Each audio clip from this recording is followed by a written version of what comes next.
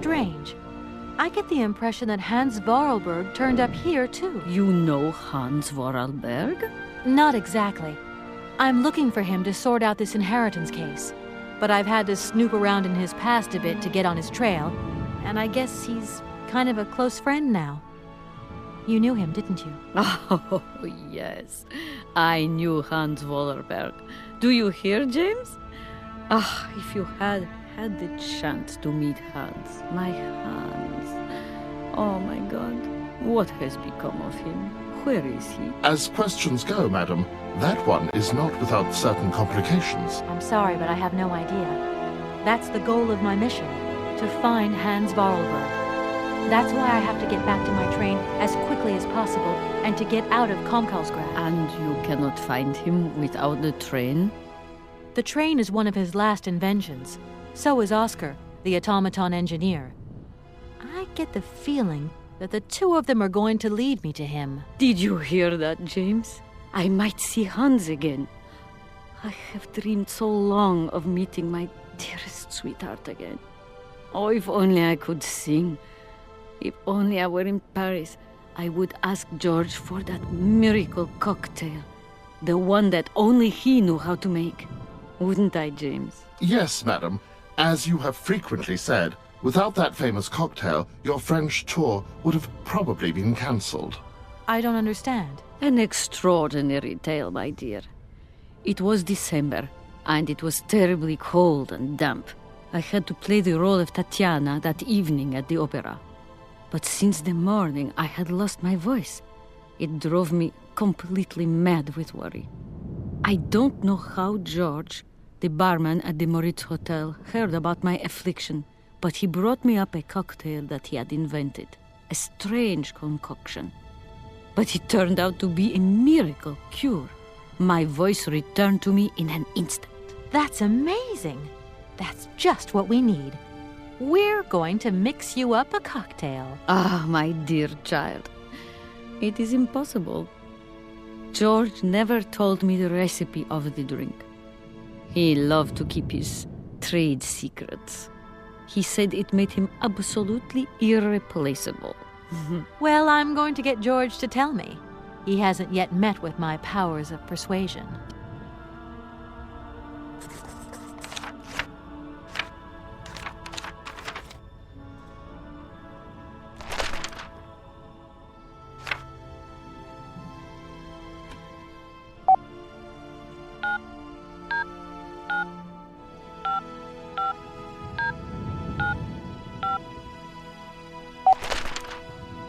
Hello, Hotel Moritz? Reception here. Can I help you? I'd like to talk to Mr. George.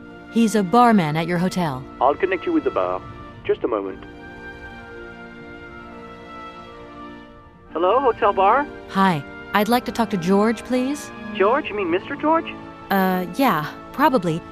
He must have been a barman at the Moritz in the 50s. Well, don't want to disappoint you, but Mr. George stopped working here quite a while ago. What was it about? I've been told that Mr. George had a recipe for a fantastic cocktail, and only he knew the ingredients. I absolutely must know what was in it. It's a matter of life and death. I'd love to help you, ma'am, but you see, old George, now he knew a lot of cocktails. One hell of a barman and one hell of a reputation. He did write down his recipes before he left. But if you can tell me which one you were looking for exactly? I don't know. There are a lot of them, you say? Yeah. The Paris Peking Shuffle, the Deep Green Secret, Boko Poco, Blue Helena, Red Mambo. Helena! Yeah, that's the one. The Blue Helena. Right, I'll take a look. Blue Helena, you say? Let's see. 1 measure of vodka, 1 measure of blue curacao, 1 measure of honey, a dash of lime and ice cubes. Shake it all together, and Bob's your uncle. Perfect. Thank you very much, sir. You have been most helpful to me.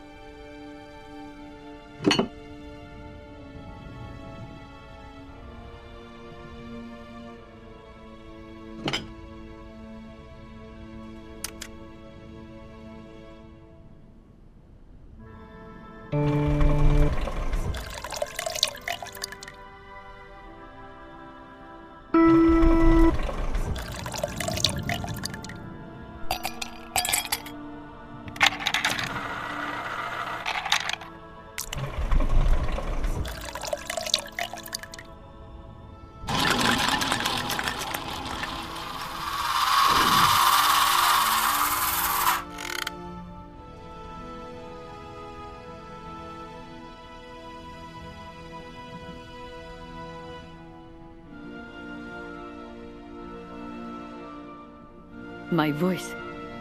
Oh, Chichornia. My God, that is atrocious. Horrific. It was too good to be true. George's Blue Helena is powerless. Ineffective on the voice of an old woman.